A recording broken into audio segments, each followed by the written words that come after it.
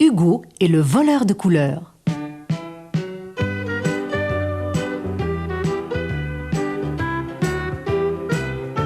Hugo s'ennuyait. Il venait juste de terminer la peinture qu'il avait commencée le matin. « Il fait beau », lui dit sa mère. « Pourquoi n'irais-tu pas à la pêche ?» Hugo prit donc sa canne à pêche et partit en direction de la rivière. Il s'assit au bord de l'eau et vit d'abord passer une grosse truite. Puis, il entendit des pleurs derrière lui. Il écarta doucement les roseaux. « Qu'est-ce qui ne va pas ?» demanda-t-il à l'ombre noire repliée sur elle-même, assise près de l'eau. « Ah ! Une sorcière !» s'écria-t-il. « Je ne suis pas une sorcière !» gémit la créature. « Je suis une bonne fée. Je m'appelle Belinda. Hier, je me suis transformée en sorcière pour un bal masqué. J'ai récité une formule magique de mon beau livre en couleurs. Et lorsque j'ai voulu redevenir fée, toutes les formules avaient disparu. Toutes les pages du livre étaient vides, blanches. Je suis désespérée. Que dois-je faire ? » Hugo n'en croyait pas ses oreilles. « Eh bien, montrez-moi d'abord votre livre de magie. » Belinda sortit un livre ancien, relié en cuir de dragon. « Regardez !» murmura-t-elle. Mais l'attention d'Hugo était attirée par un champignon vénéneux, blanc, perdu au milieu de champignons colorés. D'autres encore, tous blancs, se trouvaient plus loin. « Quelqu'un vole les couleurs !»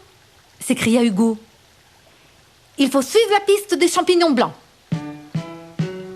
Tout l'après-midi, les deux compères suivirent le chemin tracé par les champignons. Le soir, épuisés, ils s'endormirent au bord de l'eau. Au matin, des bruits sourds réveillèrent Hugo. Boum, boum, bong, bong.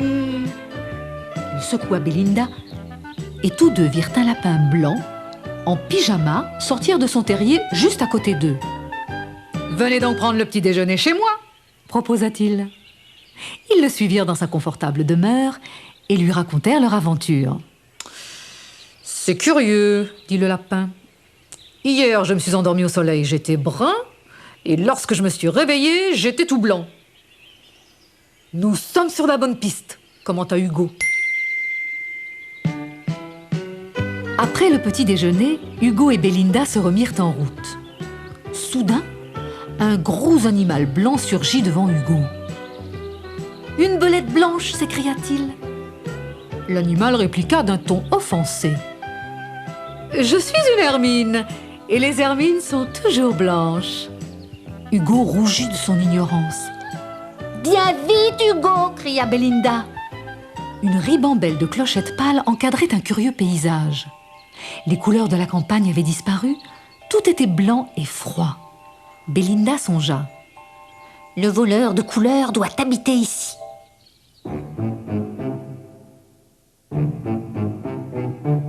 Ils arrivèrent devant une tour blanche.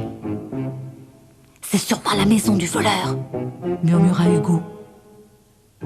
Ils montèrent un escalier obscur. En haut, ils rencontrèrent un petit homme bariolé. « Je vous ai vu avec mon télescope !» maugréa-t-il. « Que me voulez-vous ?» Hugo rassembla son courage et dit bravement. « Monsieur, excusez-nous, nous cherchons les mots du livre de magie de Belinda. Les taches rouges des champignons, le bleu des clochettes et le brun de notre ami le lapin. Ne les auriez-vous pas vus par hasard ?» Le petit homme sauta de sa chaise en hurlant de rire. « C'est moi qui les ai, c'est moi le voleur !»« Rendez-nous nos couleurs, s'il vous plaît !» s'écria Hugo. « Certainement pas !» fit-il en marmonnant une formule magique. Et hop, il grossit et remplit toute la pièce jusqu'au plafond. « Vous ne nous impressionnez pas. Je parie que vous ne savez même pas vous faire tout petit. » le défia Belinda. « Ah, facile !» répondit-il fièrement en récitant la formule à l'envers. Il rapetissa tant qu'il aurait à peine pu chevaucher un moineau. Alors Hugo bondit sur lui, noua un mouchoir autour de sa bouche et lia ses mains avec une ficelle qui se trouvait dans sa poche. De son côté, Belinda fouillait tous les recoins de la pièce. Elle trouva un bocal rempli de lettres de toutes les couleurs et pensa « Ce sont sûrement les miennes !» Hugo y plongea vite le livre de magie. Et alors que le voleur se débattait en grognant, les lettres reprirent leur place dans le livre. Belinda récita une formule magique et le petit homme retrouva, d'un coup, sa taille. « Ton pouvoir maléfique s'est envolé !» dit-elle en le libérant. « Tu vas prendre toutes les boîtes et tous les bocaux de couleurs et les disperser par la fenêtre dans la campagne !» ordonna-t-elle. Toutes les couleurs répandues sur le sol se souvinrent de leur origine, comme par magie, et retournèrent chacune à leur place. Lorsque tout fut terminé, Belinda prononça la formule magique. Zigeti, zageti, zipeti, zap. Et elle redevint alors une fée. En rentrant par les bois, Hugo et Belinda rencontrèrent le lapin, tout heureux d'avoir retrouvé sa belle couleur brune. Il eut bien de la peine à croire que la sorcière qui avait déjeuné chez lui le matin même s'était transformée en une jolie fée. « Il est temps que je rentre, sinon maman va s'inquiéter », dit Hugo en traversant la rivière.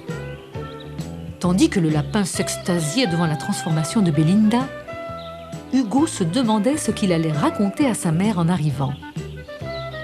Et que croyez-vous qu'il lui dit ?